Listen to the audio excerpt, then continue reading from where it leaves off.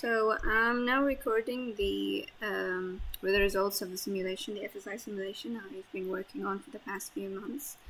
It involves the coupling between the flow fluid, which is CFX. I use the CFX because it was easier for me, and the structural part was using the transient structural because my simulation is vibration basically. And prior to all of that, I have done a modal analysis to see the modal shapes of the vocal fold because it has an essential part of the vibration. I made sure that the modal shape provided the wave propagation I needed for the vibration in order to occur. This is the result. This is the structure of the vocal fold with a stiffness that I have chosen actually by trial and error. I have used the stiffness of some researchers, but it didn't work for me. So I edited it until it creates the vibration I needed. And this is the fluid domain. The problem consisted of an inlet and outlet. The inlet mass flow, the inlet flow rate was 0.2. The actual boundary condition is not 0.2. It's actually 1.5 or 2 meters per second, but it's a trial and error process, and it worked for 0.2. Above that values, the simulation is unstable and it just doesn't converge. After that, 0.3 doesn't converge.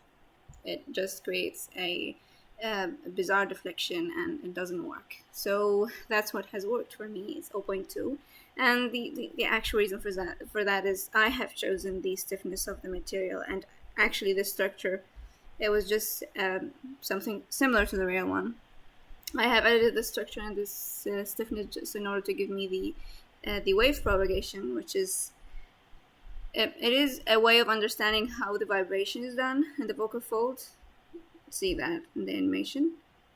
It's like a wave is propagating from that side to that side and to that side. It's a wave propagating from the beginning of the vocal fold to the end of it. Look, how is that? So the mode shape has to achieve that. Okay, that's the transient structural response of it. This the left vocal fold and the right vocal fold. I had to study the deflection of it, which is in terms of millimeters. It's a very small structure. It's like half centimeter wide and tall. And this is, I want to show you also the post-CFX response. This is it. That's the simulation of the stream of fluid going inside of the vocal fold. Let me show you the animation. Let me zoom in here to show you how the vocal folds are changing and how the flow field is changing with it. That's the animation.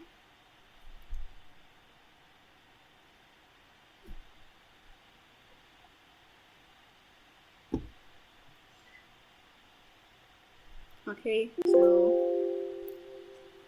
I need to go back.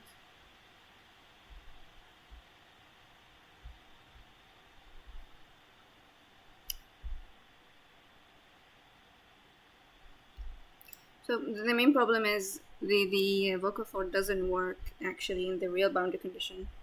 I just said that the real boundary condition is 1.5 meters per second. But the value that worked for me is that. The problem I have mainly concerned with is convergence. For far, the friction doesn't converge. I'm considering using explicit dynamics instead of transient. I have found out it works with a larger deflection.